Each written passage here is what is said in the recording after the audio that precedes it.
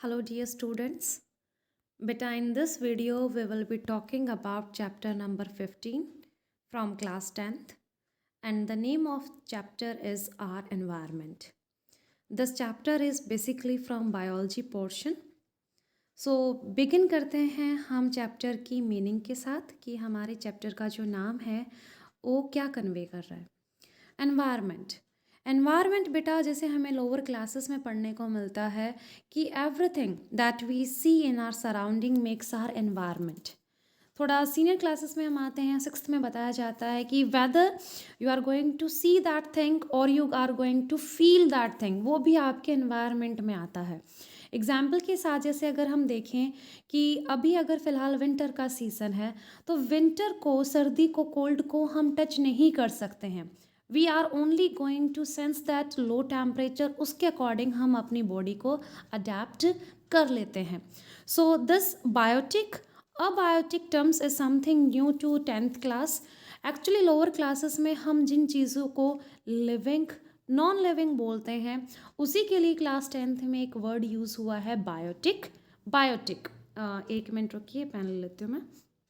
तो बायोटिक का मतलब क्या है बेटा कि दैट हैज़ लाइफ। बायो का मतलब वैसे ही होता है living organism that has life. तो यहाँ पे ये देखिए जो वर्ड बायोटिक है इसका मतलब है living organisms.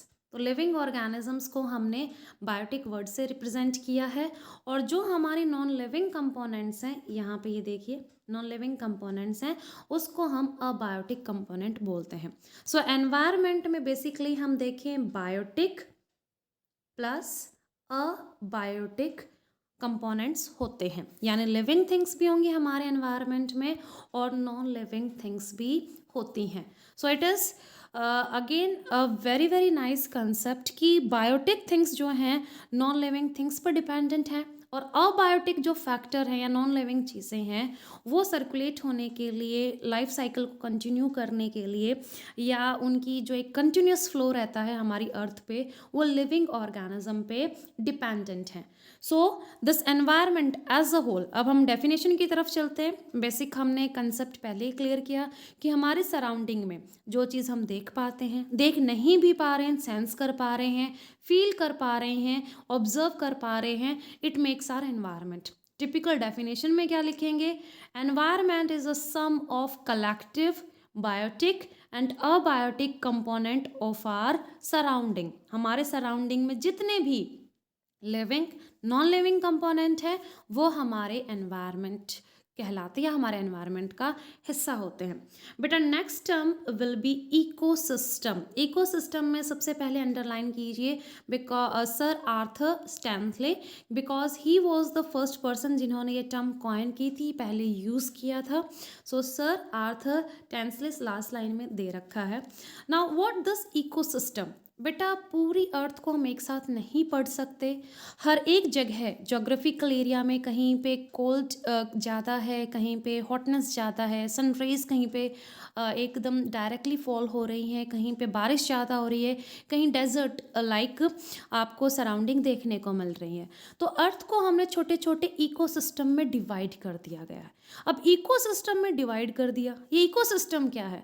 Ecosystem is self sustaining unit जहाँ पे आपको बायोटिक, अबायोटिक जो कंपोनेंट है एनवायरनमेंट के उसमें इंट्रैक्शन दिखेगा।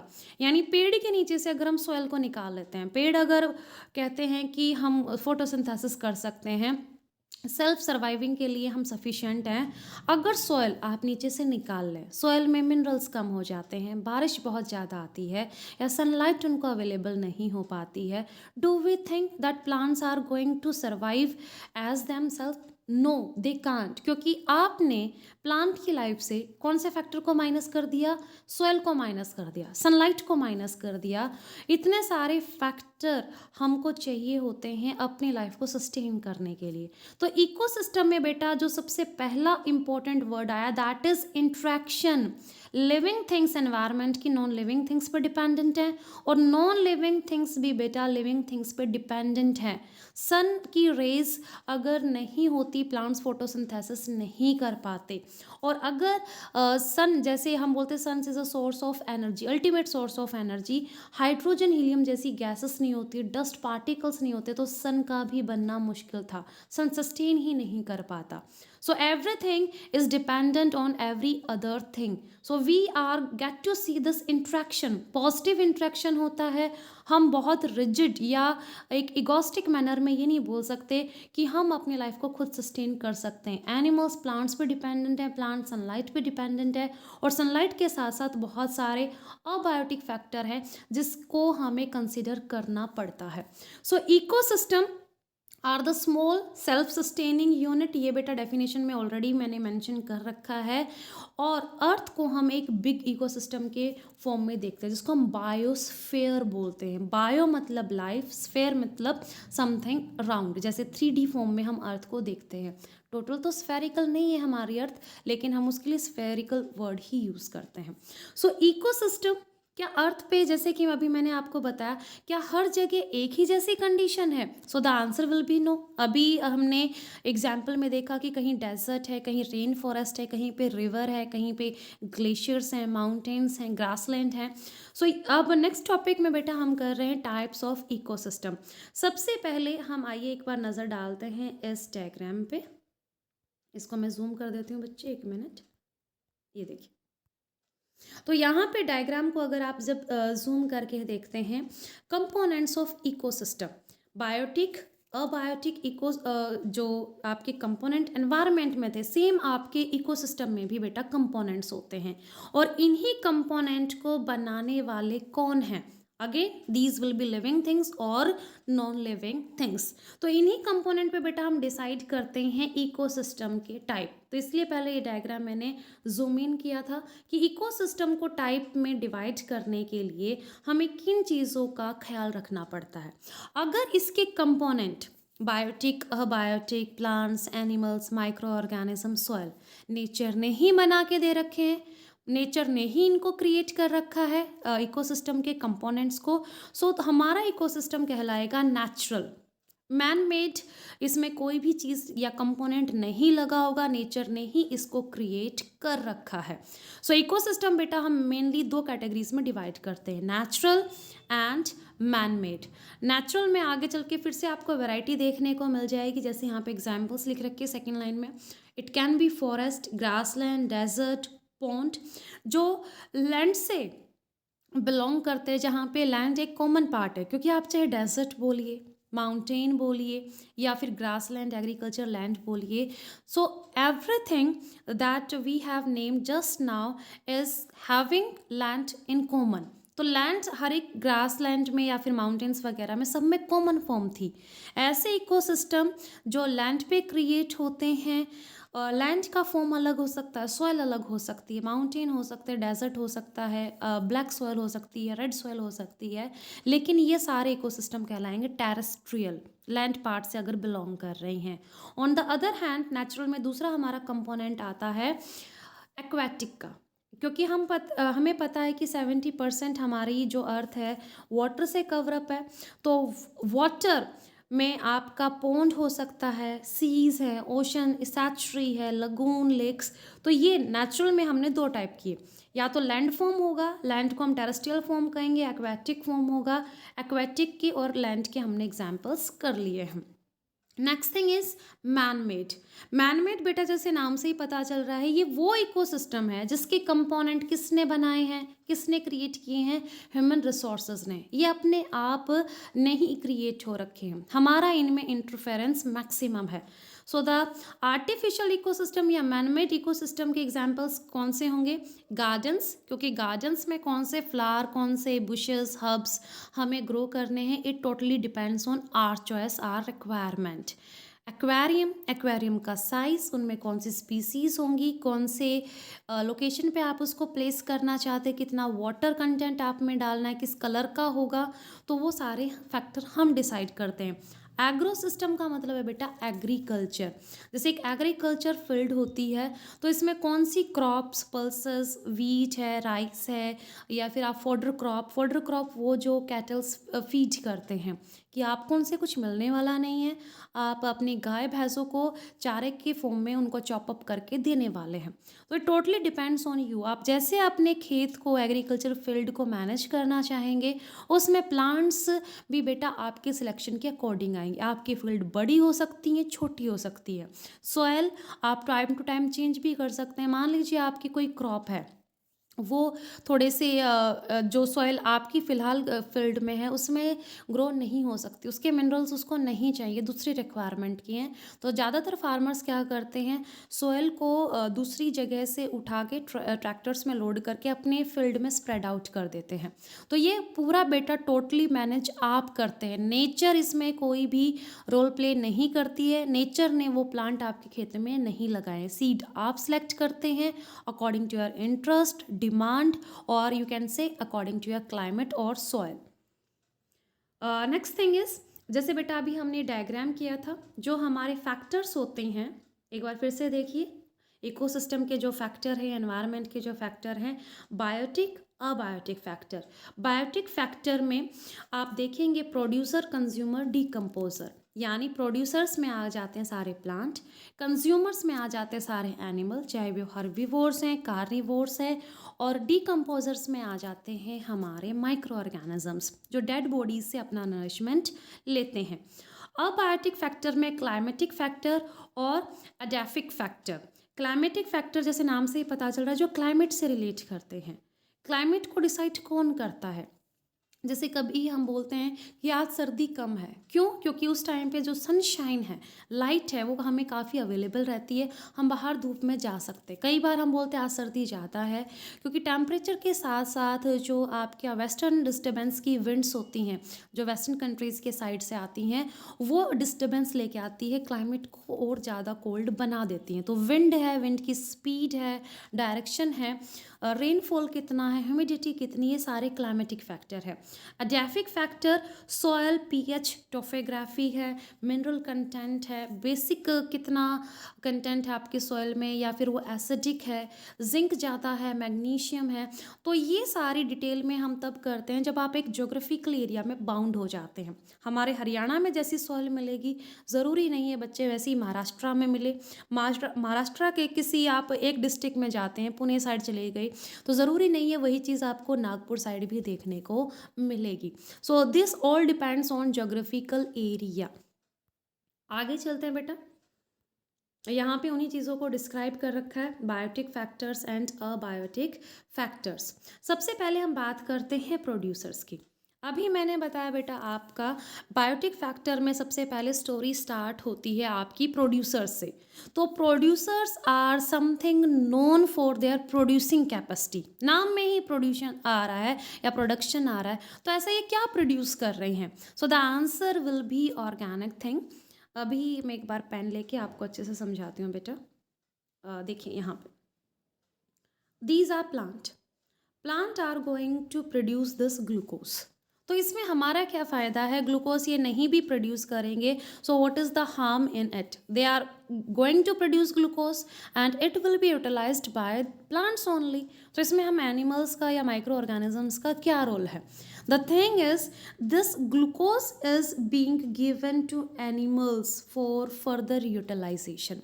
इन्होंने बेटा सिर्फ और सिर्फ ग्लूकोज अपने लिए प्रोड्यूस नहीं किया है, ग्लूकोज पे ही एनिमल्स डायरेक्टली या इनडायरेक्टली फीड करते हैं, और यहाँ से आपको रॉ मटेरियल्स अवेलेबल हो जाते हैं। These raw materials will be like carbon, hydrogen, oxygen, nitrogen, phosphorus, sulphur, list काफ़ी लंबी जाएगी बेटा। तो ये जो आपके रॉ मटेरियल्स हैं, क्योंकि एनिमल्स सेल से बने हुए हैं, सेल अगर आप देखेंगे एटम्स से बने हुए हैं, ये एटम एक बार आप सोच के देखिए आपकी बॉडी तक पहुँचे कैसे। अगर आपको कोई घर बनाना है, आपके पास रॉ मटेरियल नहीं है, ब्रिक्स नहीं है, अगर आपके पास सीमेंट नहीं है, तो आप उस बॉडी नहीं, बिल्डिंग को कैसे डिज़ाइन कर पाएंगे, क्योंकि आपके पास वो रॉ मटेरियल काम की चीज़ें हैं ही नहीं। Same is the thing with animal. Animal के सेल कहाँ से बने? सेल के बारे में हम इतना जानते हैं कि वो बाइनरी फिजन करते हैं और दूसरे सेल को क्रिएट कर देते हैं, रिप्रोडक्शन कर लेते हैं, माइटोसिस और मियोसिस से अपनी नेक्स्ट जनरेशन बना लेते हैं। But think about the raw material, कितना कार्बन, कितना हाइड्रोजन जो एक सेल को लगता होगा, वो कहाँ से आया होगा? So whatever we are eating, वो डायरेक्टली या इनडायरेक्टली प्लांट से ही आता है। प्लांट ही बेटा कार्बन डाइऑक्साइड, वाटर और सनलाइट और क्लोरोफिल की हेल्प से ये कॉम्प्लेक्स ऑर्गेनिक मॉलिक्यूल्स बनाता है। यही ऑर्गेनिक मॉलिक्यूल्स आपके नेक्स्ट ट्रॉफिक लेवल यानी एनिमल्स को कंज्यूम करने के लिए दिए जाते हैं in a readymade form. Readymade form में ये हमें मिलते हैं, तब जाके डाइजेस्ट करके हम इनसे ये कार्बन हाइड्रोजन अलग अलग करते हैं, हमारे ब्लड में जाते हैं, ये हमने लाइफ प्रोसेस में ऑलरेडी कर लिया है, और वहाँ पे सेल के अंदर जाके ये यूटिलाइज होते हैं। अब आपके सेल को जो मैन्युफैक्चर करना है, आपके पास एटम्स हैं, मॉलिक्यूल्स हैं, नीड के अकॉर्डिंग आप अब बना सकते हैं। So this is the basic reason. Plants अगर कार्बन डाइऑक्साइड वाटर को ग्लूकोज में चेंज नहीं करते, ऑर्गेनिक थिंग्स को प्रोड्यूस नहीं करते, सिंथेसाइज नहीं करते, तो आप एक बार सोच के देखिए एनिमल ये कार्बन हाइड्रोजन कहाँ से पकड़ते? हम एयर में से कार्बन डाइऑक्साइड को नहीं ले सकते हैं, और ले भी सकते तो उसका डाइसेक्शन या फिर उसको डिसइंटीग्रेट, डिकम्पोज नहीं कर सकते हैं। नाइट्रोजन हम एज इट इज़ एयर में से इनहेल नहीं कर सकते, सेल के लिए वो यूजलेस होगा। तो हमें सारी चीज़ें चाहिए लेकिन रेडीमेड फॉर्म में चाहिए। रेडीमेड फॉर्म में ऑर्गेनिक मॉलिक्यूल्स में कन्वर्ट कौन करता है? प्लांट्स हमें कन्वर्ट करके देता है।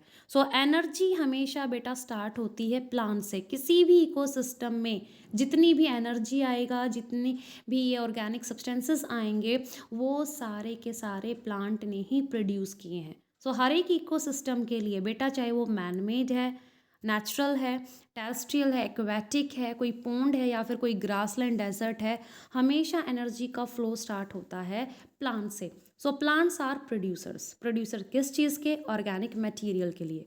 ऑर्गेनिक मटेरियल क्यों चाहिए? एनिमल्स को अपने सेल बनाने के लिए, सेल के रिएक्शन करने के लिए चाहिए, और वो हमें सिर्फ और सिर्फ इकोसिस्टम में प्लांट दे सकते हैं। Next thing is consumer. Consumer feed upon producers plant. अब अगर टाइगर होता है, टाइगर बोलेगा आई एम अ कार्निवोर, मैं एनिमल हूँ, कंज्यूमर कैटेगरी में आता हूँ, लेकिन मैं प्लांट को नहीं खाता। लेकिन बेटा indirectly it feeds upon herbivores.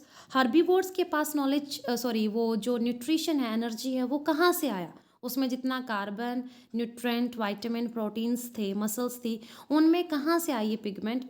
Because they are feeding upon plants. तो रैबिट ने किसको फीड किया था? प्लांट को।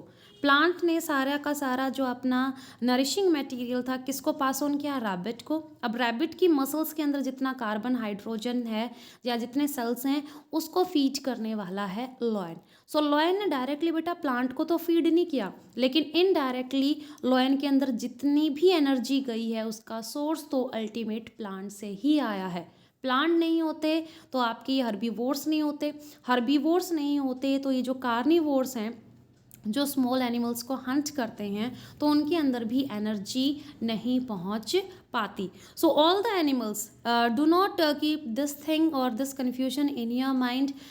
Hair we are only going to talk about carnivores और हर्बीवोर्स। कंज्यूमर बेटा हर वो एनिमल है जो फोटोसिंथेसिस नहीं कर सकता।